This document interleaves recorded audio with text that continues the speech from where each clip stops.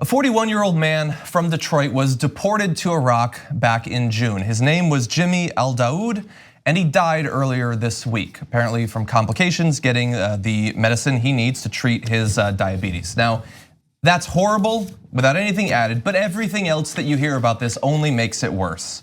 So an immigration attorney who works with him, a close friend of his family's, Edward Bajoka, says that the death was apparently linked to just an inability to obtain insulin. Now, he was an Iraqi national, Jimmy Al-Daoud was, but he was born in Greece and came to the US as a young child, apparently when he was just 6 months old. He had never lived in Iraq, obviously, as most people who've lived in America their entire lives have not. He didn't speak Arabic. He was technically an Iraqi national, but there was nothing Iraqi about him any more than anyone sitting at this table. And yet they sent him back there because they don't care. They just don't care. We say this a lot about like people being deported hypothetically to Mexico or somewhere else in Latin or South America, but they do it to the Middle East too. And they send people into a context they have no ability to deal with, let alone any additional problems like his health problems, including potentially mental health problems. And so he died because he was on his own in a country he didn't know, surrounded by people who speak a language that he can't speak. And his lawyer says, rest in peace, Jimmy. Your blood is on the hands of ICE and this administration. So when I first saw the headline, Iraqi man dies after Trump administration deports him, I have to confess that I had a number of assumptions in my head, all of which proved to be wrong. So I thought, well, maybe he was a translator for us, and if we send him back, maybe some people that were on the opposite side want to get revenge on him, et cetera, et cetera. I think this story is in some ways worse because, look, I know because I immigrated to this country when I was 8 years old, and he came here when he was 6 months old. And even as in coming here as an 8-year-old, you barely remember things before 8. And so I grew up an American. And in fact, my Turkish family makes fun of me for that. They're like, oh, look at the American over here. I say, oh, did you watch Seinfeld? Or do you want to eat pizza, right? I'm like, yeah, because that's the culture I grew up in.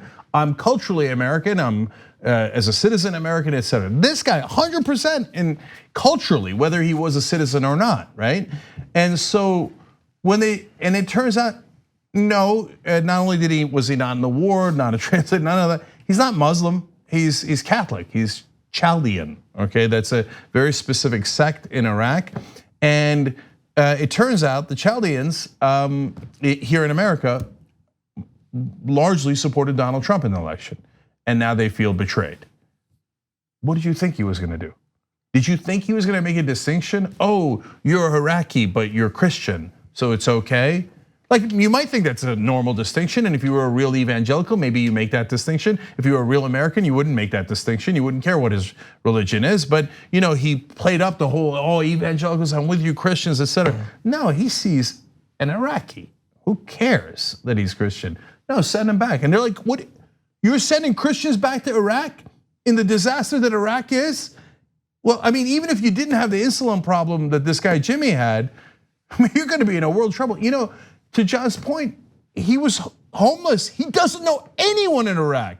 He didn't grow up in Iraq at all. He doesn't know how to speak the language. So he didn't know how to get off the street. And then he dies because he can't get his medicine and nobody will help him. And that's what this country's turned into. That's what we do now. So look, I'll give you the important caveat. He did have a criminal record. So it's if you're just looking at that, I get it. You can say, hey, listen, if you committed a crime and you're not a citizen, they send you back. I understand that. And so this is, in that sense, not as egregious as some of the other Trump stories. It's egregious in the sense that, and first of all, by the way, he's schizophrenic. That's why he has a criminal record, according to his family, right? And so they're like, yeah, we're trying to help him, and we've been getting him counseling, et cetera, et cetera. And so if you're a conservative, you can say, yeah, I don't care. He committed a crime, sad day for him, he's not a citizen, he should go back. If you're, I hope, a normal person, you go, well, I get it on the crimes, but gosh, I wish that hadn't happened. I wish they hadn't sent him to a country he never lived in and where he died.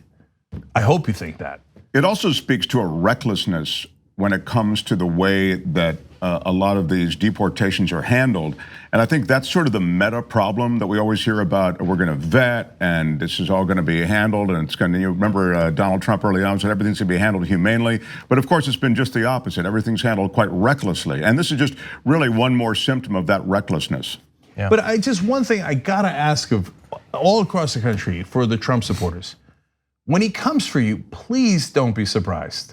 Like, everybody is always shocked and chagrined and surprised. I remember there was this story, I think it was in Ohio, middle of the country somewhere. They come and get this guy who's good business owner, and been running a diner. The community loves him, and they're like, "But wait, we all voted for Trump." He doesn't care.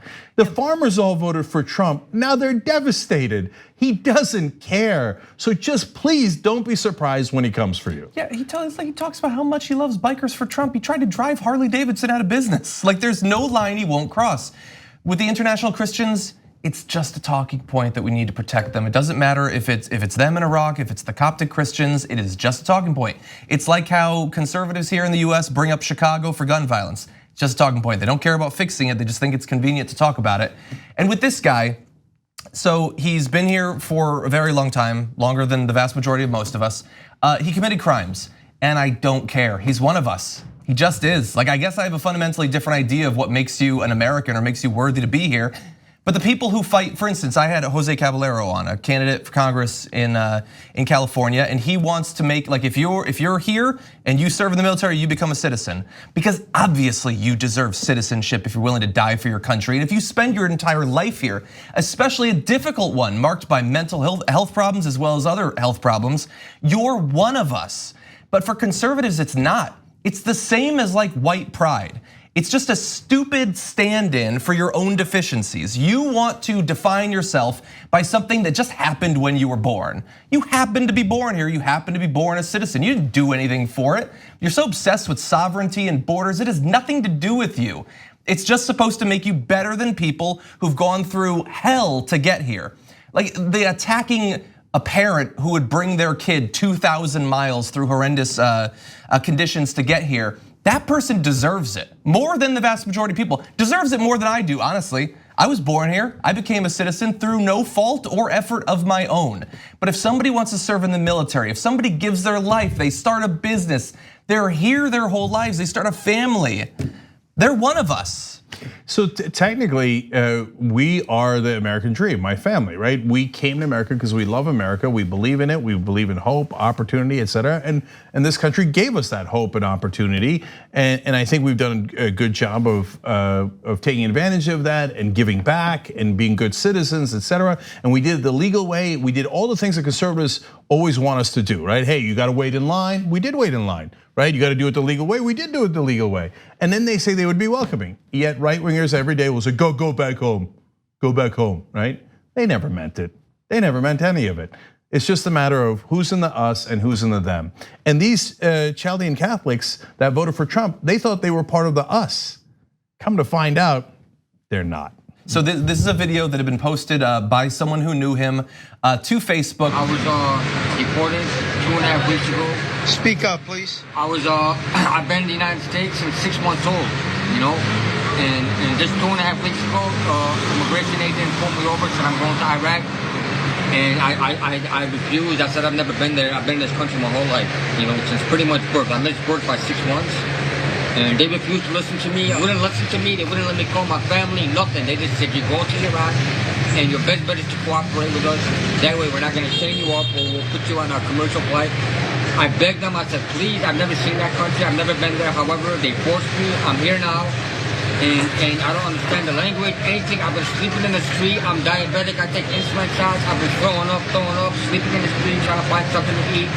You know, I got nothing over here, as you can see. I was kicked in the back a couple days ago, claiming to get off the guy's property. I was sleeping on the ground. He claimed it's his property. You know, I begged him. I said, please, sir, I've never seen this country. I don't understand language. You know, nobody speaks English. So that was actually after he went to Iraq, and he died shortly thereafter. So you might say that if you're a conservative, that it was necessary. I hope you're not proud. Well, hey, you made it this far. You must really like the Young Turks. Thank you. We really appreciate you. Now, another easy way to keep supporting us also helps keep your internet activities and data private. all with a push of the NordVPN app. Head to nordvpn.com/TYT right now for 75% off of your next 3 years.